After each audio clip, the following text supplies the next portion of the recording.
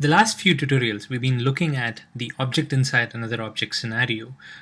We've explored a couple of scenarios there, with one object being the entity and the object inside the entity being a value type. We saw how we could use Hibernate to save those objects if it was just one instance of the entity, one instance of the value type inside the entity. And we also looked at what if there was a collection of value type objects inside the entity. So in this tutorial, we're going to take it a step further again, and in this time, we're going to look at what happens if there is an entity inside another entity.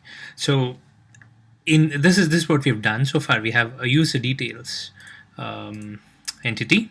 Then inside that, we have an element collection of address. So address is not an entity; it's a value type, and we have looked at how to use Hibernate to persist this entity if this address was just a single instance, and also if it were a collection. So in this tutorial, we're going to look at something slightly different.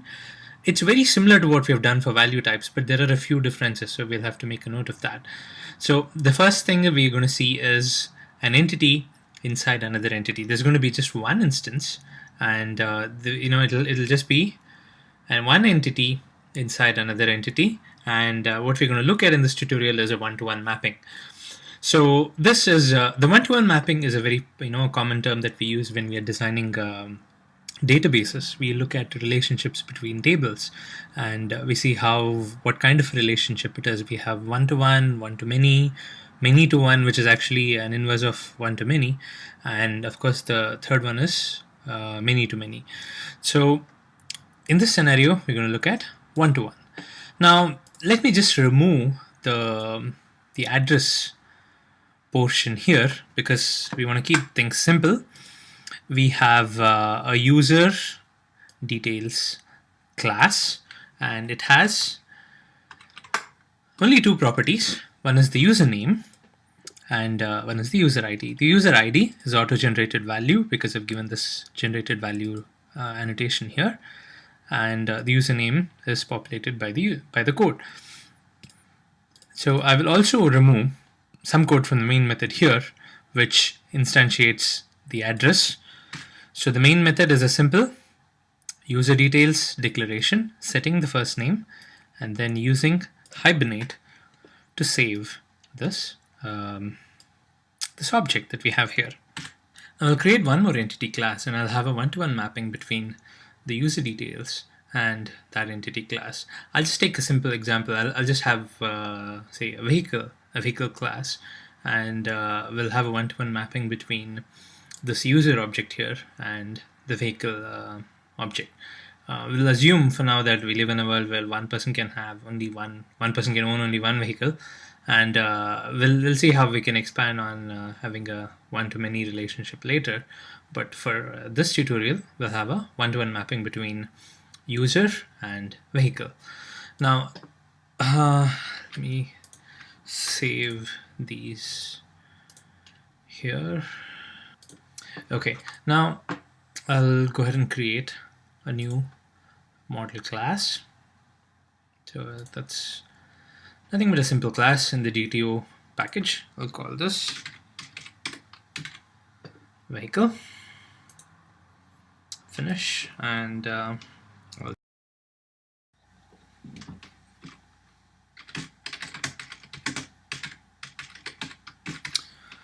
private int vehicle ID,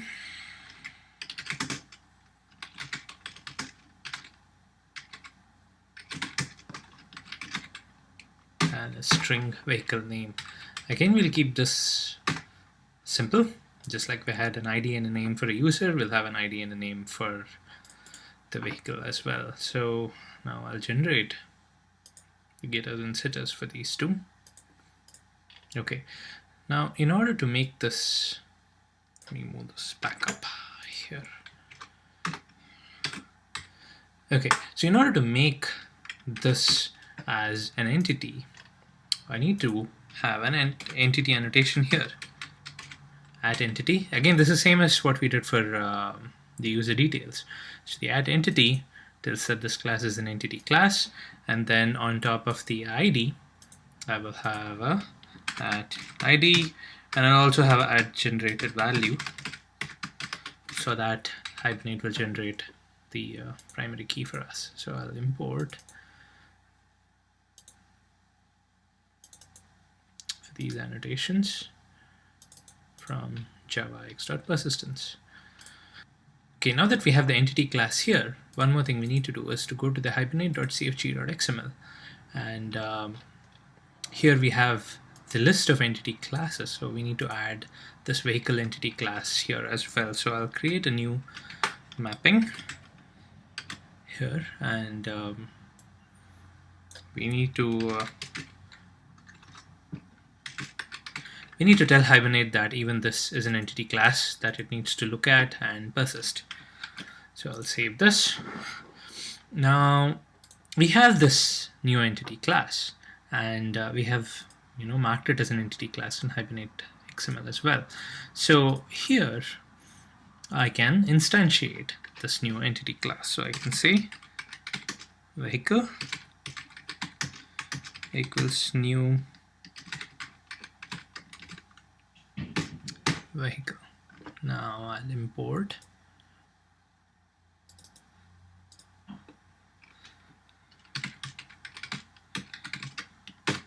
set vehicle name as, just call this car.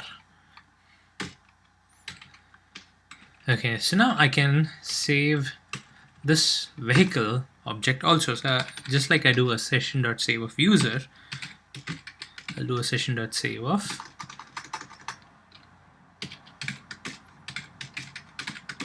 vehicle.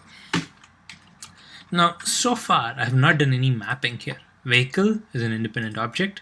User is an independent object. There's no relation between the user and the vehicle. Now let's run this and see what happens. I'll just run as Java application. Okay, so here you can see it's done an insert to user details table, it's done an insert to vehicle table. The vehicle table is something that's created newly now. The user details table has username and user ID. The vehicle table has vehicle name and vehicle ID. So these two are two independent entities with no relation to each other. So you can have any number of entities, any number of entities as you want. You just have to mark them as entities, and then if you do a session.save of objects of that entity, it's going to create tables and then insert them. Now the question is, what happens if we establish a relation? Now I want to establish a one-to-one relation between the user details class and the vehicle class. So in order to do that, what I'll do is I will have an instance of the vehicle class in the user details class. So I'll have a private vehicle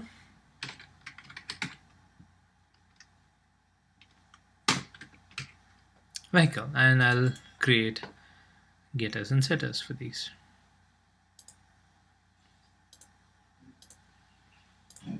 Okay, now we saw this in the earlier tutorial. If it were just a value type, okay, if this was just a value type, we could have had at embedded and an at embeddable, and what would have happened is the vehicle columns would have come inside the user detail table. So the user details table would have had a vehicle ID and a vehicle name column, but that's not the case here. Here, a vehicle is a separate entity. It needs a separate table.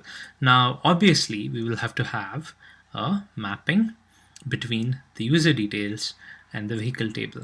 So the way Hibernate does it is by having a column in the user details table to point to the vehicle table. I'll show you how that's done. So when mapping entities, we need to use a different set of annotations depending on the relation that we have. Here we are trying to establish a one-to-one relationship. So we use the annotation at one-to-one and save. This is all it needs. This is all that we require to provide for Hibernate. Now the only other thing we need to do is to associate this vehicle with this user. So I have these two entities here. So all I need to do is I need to say user dot set vehicle as vehicle, so that there is a mapping between the two.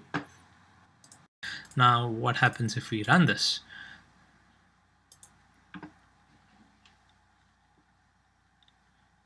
User details has this column here called vehicle underscore vehicle ID. So this is a new column that's come up, and this column maps to the vehicle ID of this vehicle table.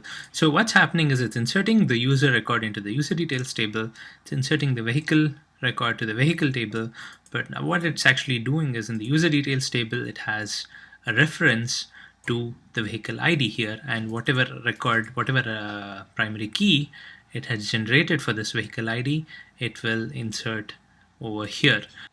Of course, in this case, we are using the auto generation keys for Hibernate to get the primary keys. But say we are not using this, what would happen is you would not know that what is the primary key of the vehicle unless the insertion is made. So that's the reason why it inserts the user details without the vehicle ID in place, and then it inserts the vehicle details with, and then it figures out what the vehicle ID is. Now it goes back to the user details and it updates the relationship by mentioning that the vehicle underscore vehicle ID should be this vehicle ID, so that this user is mapped to this vehicle using this vehicle ID link. Now this is actually the very basic way. We have not done a lot of configuration here, but most of the configuration that we've already seen already applies to this one-to-one. Say for example, let's say I want to change the name of this